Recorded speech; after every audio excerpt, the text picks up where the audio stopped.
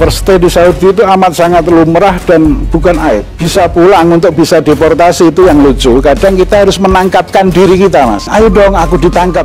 Bahwa bayan safar kami ditolak, dibatalkan, akan tetapi diganti dengan perpanjangan.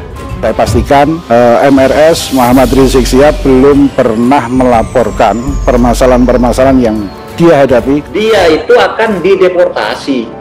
Karena apa? Melakukan pelanggaran imigrasi.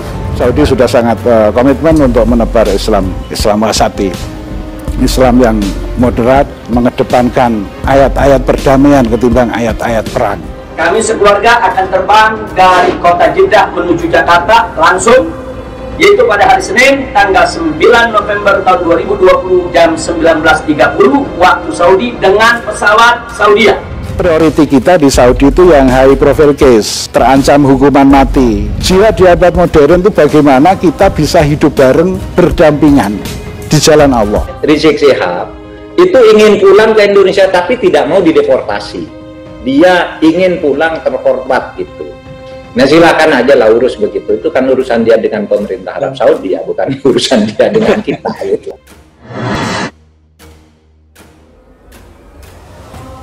Insya Allah kalau tidak ada halangan dalam waktu dekat, saya sekeluarga akan kembali ke tanah air. Ya kalau pulang ya silakan aja pulang. Saat ini ada dua pejabat di pemerintahan Presiden Jokowi yang bisa bikin Rizik Syihab dan gerombolannya kelimpungan dan gelagapan, yakni Dubes Republik Indonesia untuk Arab Saudi Agus Maftuh dan Menko Polhukam Mahfud MD. Tanpa basa-basi, tanpa takut-takut, tanpa pandang bulu, mereka berdua mensliding Rizik Syihab dengan berbagai pernyataan tak terbendung dan tak terbantahkan. Karena yang mereka ungkap adalah fakta, terutama dari Dubes Agus, orang yang paling paham kondisi dan situasi di Arab Saudi sana.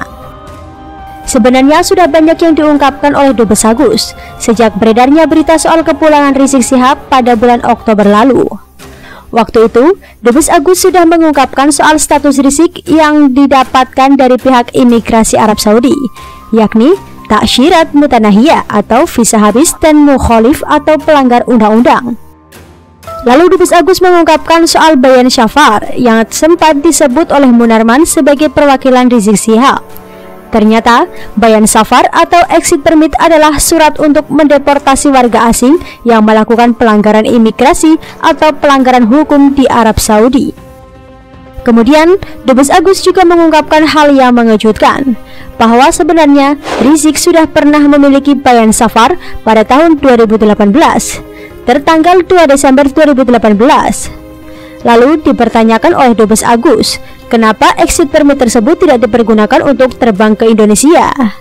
Justru Rizik memilih tetap tinggal di Arab Saudi dan akhirnya menyalahkan pemerintah Republik Indonesia, seakan dia ini dicekal. Ini sebenarnya sudah sangat menampol ke arah Rizik, sudah membuka kedok kebohongan Rizik yang sok teraniaya, sok terzolimi. Padahal dia sendiri yang menganiaya, menzolimi pemerintah Republik Indonesia. Sok mau merevolusi akhlak, emang akhlak orang yang berbohong dan berbuat zalim itu baik. Terkait dengan perkembangan rencana kepulangan Rizik pada tanggal 9 hingga 10 November mendatang, lagi-lagi main klaim dan ancam-ancam. Rizik mengklaim dirinya tidak pernah overstay. Menurut Rizik, visa tinggalnya sudah diperpanjang oleh Arab Saudi. Langsung saja untuk menyingkat waktu, bahwa bayan safar kami ditolak, dibatalkan, akan tetapi diganti dengan perpanjangan visa. Nah, oleh karenanya saya nyatakan mulai hari ini, mulai saat ini, siapapun termasuk pejabat Indonesia, baik yang di dalam negeri maupun di luar negeri, kalau ada yang mengatakan saya overstay, saya akan tuntut secara hukum. Sekali lagi, biar pejabat diplomatik paham benar soal pervisaan, sehingga jangan nanti ngoceh dia akan overstay, ini kan masih ada denda. Enggak begitu. Siapa yang mengatakan overstay berarti menuduh saya melakukan pelanggaran, akan saya tuntut secara hukum, ancam Rizik kala itu. Dan berikut adalah balasan telak dari Dubes Agus. Penjelasannya ini seakan membuka kedok manipulatif Rizik yang seakan-akan jadi pihak teraniaya lalu kemudian berusaha sendiri untuk pulang ke Indonesia tanpa bantu pemerintah Indonesia. Tapi gerombolannya yang berulang kali meminta agar pemerintah Republik Indonesia lah yang memulangkan Rizik, padahal Rizik sendiri tidak mengakui pemerintah Indonesia. Lah gimana ini kok muter-muter? Pertama, menanggapi ancaman Rizik itu, Dubes Agus malah tertawa. Haha, lucu dan aneh ini. Akibat salah dalam memahami teks-teks dokumen, atau dalam bahasa santri, al-inharif fi fahmi nusus al-wasiqoh, melenceng dalam memahami teks dokumen, kata Dubes Agus. Dubes Agus pun memahaminya dan menganggap Rizik belum mengerti saja soal hubungan antar negara dan rambu-rambu diplomatik. Kedua, Dubes Agus mengungkap adanya hal sensitif di layar kedua display keimigrasian Arab Saudi. Layar kedua itu menampilkan daftar catatan pelanggar undang-undang keimigrasian. Ada label overstay di sana. Silahkan protes kepada kerajaan Arab Saudi. Bukan kami yang menyematkan label tersebut. Aneh, Ibu Dubes Agus pula. Di sana terdapat dua kolom yang sensitif dan berkategori aib yang tidak akan diungkap Dubes Agus kepada publik. Ditambah lagi oleh Dubes Agus bahwa status overstay itu bukanlah aib dari Arab Saudi karena di sana sudah lumrah seperti para WNI lainnya yang berstatus sama. Mungkin Rizik nggak mau disamakan dengan WNI lainnya, kan dia imam besar, gitu loh Pak Dubes. Yang ketiga, Dubes Agus membantah soal perpanjangan visa oleh pemerintah Arab Saudi buat Rizik. Ini berdasarkan atas dokumen keimigrasian sebanyak 5 lembar yang didapat dari kantor imigrasi kerajaan Arab Saudi. Valid pastinya.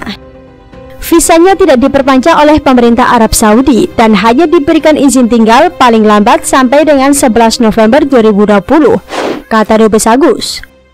Visa kunjungan bisnis milik Rizik sudah berakhir pada 20 Juli 2018. Dubes Agus menerangkan, sudah biasa bagi WNI yang menjalani proses tarhil atau deportasi untuk mendapatkan perubahan batas akhir tanggal. Biasanya waktu diperpanjang antara 1 hingga 2 bulan. Sedangkan Rizik hanya dapat 9 hari. Artinya ya diminta segera pulang dong. Yang keempat, soal denda overstay yang kata Rizik seakan dihapus buat dia seorang, seakan dia diistimewakan oleh pemerintah Arab Saudi. Ternyata menurut Dubes Agus itu adalah buah dari usaha Kedubes Republik Indonesia buat para warga negara Indonesia di sana. KBRI beberapa bulan yang lalu mengusahakan pembebasan denda overstay sebesar 23 miliar rupiah. Ujar dia, oh gitu ternyata. Kelima, ternyata lagi, selain mendapatkan bayan syafar di tahun 2018 yang tidak dipakai Rizik buat pulang, ada lagi momen lain yang sebenarnya bisa dimanfaatkan Rizik buat pulang ke Indonesia, tapi tidak dipakai.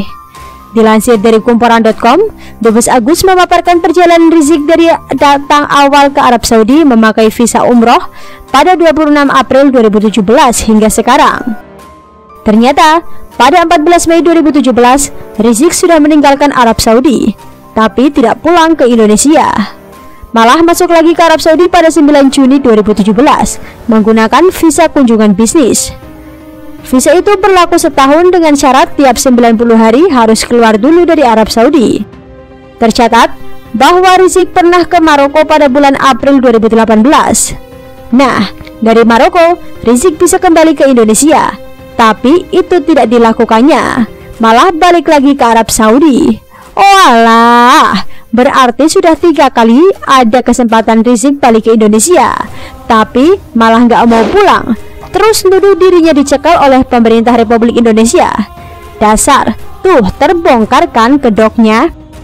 Yang keenam, Dubes Agus juga mengungkapkan reaksi para koleganya di Arab Saudi soal Rizik. Kami sering ditanya kolega-kolega Saudi yang menyayangkan bagaimana ada warga negara Indonesia menyebut kepala negaranya dengan sebutan Rois Ghair Syar'iyyin atau presiden ilegal, ucap Dubes. Ya tuh, memaki-maki Presiden Jokowi, tapi juga meminta tolong buat dipulangkan. Sok dicekal, tapi ternyata dia sendiri yang gak mau pulang. Halah. Pemaparan Dubes Agus itu sungguh telak membuka kedok Rizik. Kedudukan Rizik sama dengan WNI lainnya, sama dengan kita semua di mata hukum. Mahfud MD pun sudah menegaskan bahwa Rizik ini bukanlah orang suci yang patut didewakan. Dan satu hal lagi, aib-aib Rizik yang tidak diungkap oleh Dubes Agus kepada publik itu pastinya sudah sampai ke Presiden Jokowi dong. Kan bosnya Dubes Agus itu Presiden Jokowi. Di balik itu, pasti banyak hal lain yang sifatnya rahasia, seperti kedok, aib, bahkan dalang alias bohir. Emangnya biaya hidup dan keluar masuk Arab Saudi itu murah? Kita yakin semua sudah ada di tangan Presiden Jokowi. Mau dibikin apa ya terserah Presiden, kita sebagai rakyatnya jadi penonton saja.